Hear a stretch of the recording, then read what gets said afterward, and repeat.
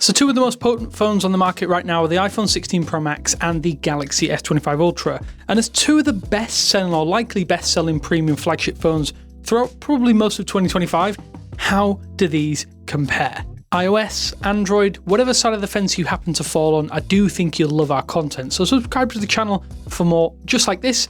Cheers for watching, and yeah, I'll speak to you in just a moment. So we know that Samsung loves to riff off of Apple designs. It's basically tried and tested at this point, and it's obvious from the get-go with the Galaxy S25 Ultra, as it's adopted some flatter side profiles here, something that the iPhone has had since the 12 series, around about 5 years at least at the point of release. The difference is in how this is executed. The S25 Ultra has even more angular, read that or see that as sharper corners than the iPhone 16 Pro Max. It's actually a lighter device here as well, despite having bigger dimensions on most of the sides of this phone. The 6.9-inch screen has practically invisible bezels at the front. I think they're some of the smallest on a phone period, and with only a tiny camera cutout at the top, I think it's a much more striking display. That's not to say Apple hasn't done their own homework here, as they've reduced the bezels on all sides, but it does stick out with that whopping dynamic island cutout, which does render a larger section of its own actual 6.9-inch screen slightly unusable, saving some minor floating UI elements, and it is quite distracting once you notice it, especially coming from a phone with a small cutout. The iPhone does have a great screen, I'm not denying that. It gets plenty bright, it's really well tuned. I will say though that the Samsung display is just simply the best in the business, and most of that is thanks in part to its anti-reflective finish and the fact that Samsung Display is pushing out some of the best mobile displays ever made. No other phone can compete with this panel for sheer visual quality and visibility.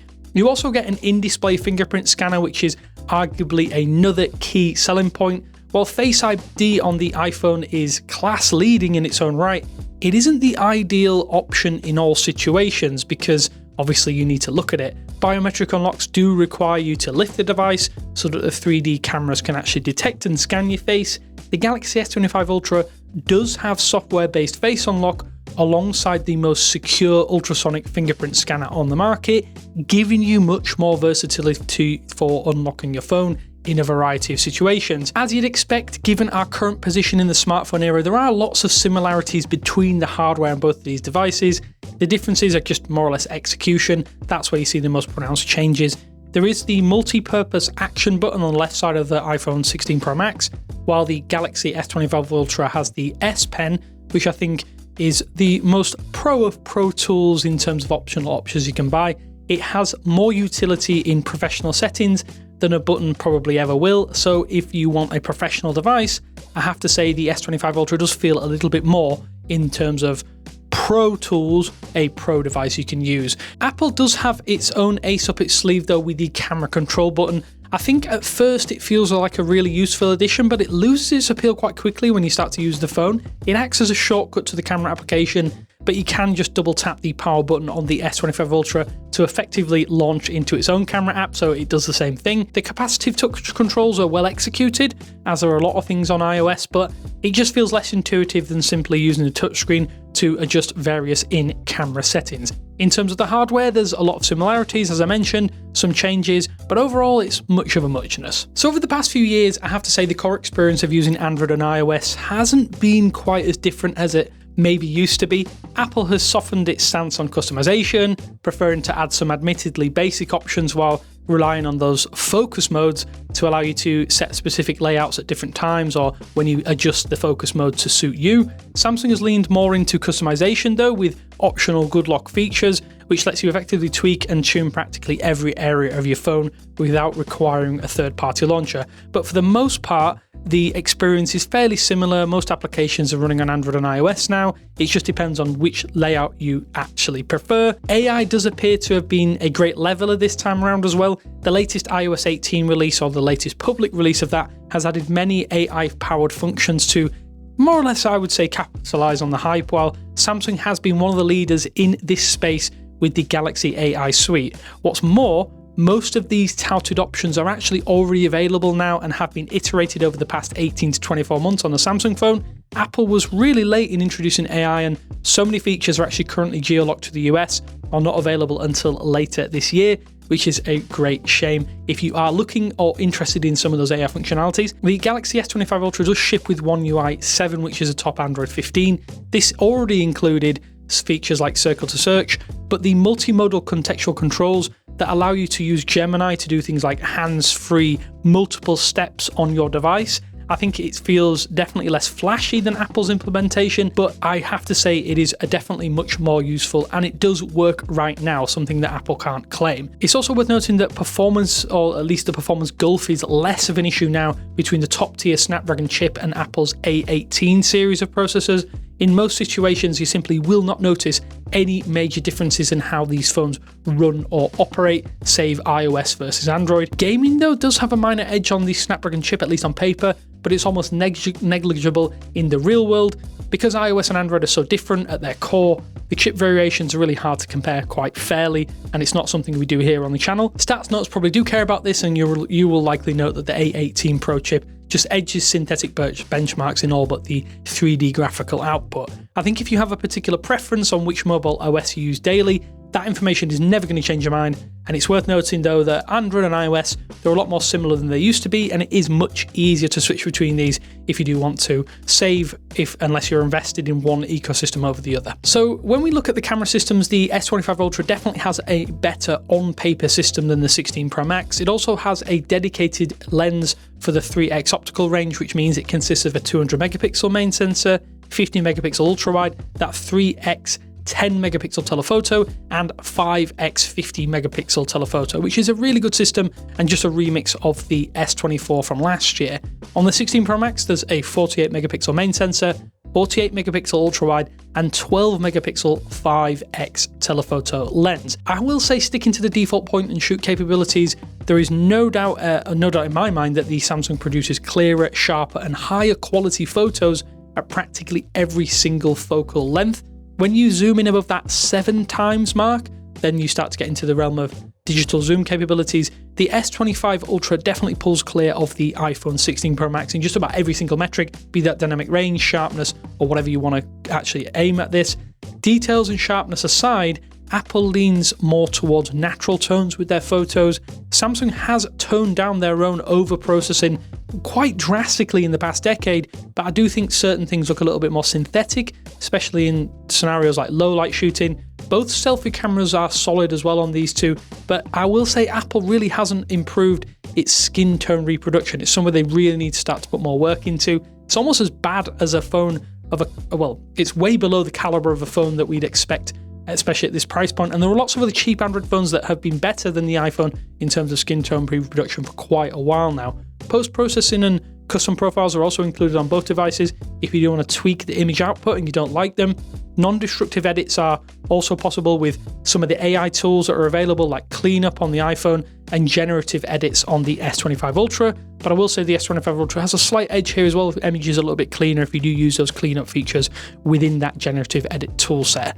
Without getting too into the weeds with the video modes, this is basically the best on Android, or at least the best Android video shooter, and the best video on mobile period with regards to the iPhone.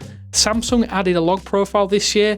Apple has definitely led the way in terms of video support, with ProRes and log shooting formats being among the first to do so and the best to do so. It's really hard to argue that. The video looks incredible from both devices, no matter which actual frame rate you choose, up to 4K 120 FPS. But there is 8K 30 FPS on the Samsung, something that the iPhone does not have yet, which gives even greater flexibility in post-production workflows. The thing is, if you like video on your mobile phone, these are definitely the two best. But I would say in terms of 4K, up to 4K resolution anyway, the Apple phone definitely has a slight edge because the quality is just a tad better than the Samsung. So you get a 5,000 mAh battery in the Galaxy S25 Ultra, while the iPhone 16 Pro Max has a 4,685 mAh internal cell. I think in tandem with the chipset efficiency, you could eke out 2 days with either phone, provided you're a light user. Qualcomm's SoC improvements and efficiency gains have definitely given us big leaps over the last few years, because in years gone by, the iPhone would completely outlast all but smartphones with practically tablet-sized batteries, and that includes Samsung's latest and greatest. But the lifespan differences now are really, really slim. Sadly, neither phone has particularly fast charging options once you do deplete that battery. At least both do still use USB-C, particularly on the iPhone side of things since they switched last year, but the limit of 45 watt wired charging on the S25 Ultra and on paper 27 watt wired charging on the iPhone 16 Pro Max are really slow by modern standards, but it does edge it with the Samsung phone. MagSafe charging on the iPhone is decent at 25 watts, I will admit that, but the Samsung is still stuck at 15 watt wireless charging with no magnet, despite being supposedly Qi 2 ready. You'll need a case for that if you do want to access the MagSafe range of accessories and charging options. So we compared these two devices because there's probably no doubt that the iPhone 16 Pro Max and the Galaxy S25 Ultra will be two of the best-selling ultra premium phones of the year around the globe. A bigger question we're still pondering though is if that is good enough for the space. Over the past couple of years, we've seen AI shoehorned into vast areas of our smartphone tech and tech in general. These two devices feel like the best example of how AI can in some ways feel more like a hindrance because the core of your smartphone is so refined at this point in time, minor changes are starting to become more and more the norm, if that makes sense, with release to release. Major changes are basically null and void year over year. That said, the core experience is so good now that yes, it's hard to argue that these are two excellent phones that are well worth spending your time deciding which one you want. To contradict that though, there are better value packages from other OEMs specifically on the Android side of the fence in particular, as iOS doesn't have any other options beyond Apple themselves. A good example of this is the OnePlus 13. I think it has almost 90% or 95% of the core experience that you will get from the Galaxy S25 Ultra. It comes in substantially cheaper, has a better battery and battery life longevity, and a better charging system thrown in. It's an obvious choice for anyone who's looking at the best Android phones on the market. Another obvious choice for potential iOS converts, however few those may be, would be the Pixel 9 Pro or the 9 Pro XL. For the reason being is that it has a lighter Android skin, which is a lot of people will say cleaner, but it still lacks some of the camera features and options, specifically in the video recording modes. They're just not as extensive here, but overall that is a very good way to switch from iOS to Android, as it is fairly familiar, at least in terms of chassis size, all that kind of thing. What is immediately obvious though is that the ultra premium portion of the market is really starting to get undercut significantly by devices that come in cheaper and have plenty of bells and whistles of their own. And while the Galaxy S25 Ultra and the iPhone 16 Pro Max are likely going to be the poster children of global smartphones for another year, they're not the obvious best you can buy anymore, which I think in many ways is a very, very good thing. But what do you think? Do you think the Galaxy S25 Ultra and the iPhone 16 Pro Max are the two best phones that you can go out and buy? As I say, I don't believe that anymore. Let me know in the comment sections below. Really nice to hear your thoughts on this. There's a lot of Chinese smartphones specifically that offer a lot more specifically in the camera stakes, and that's something I would like to delve more into here on the channel. But thanks for watching, and I will speak to you later.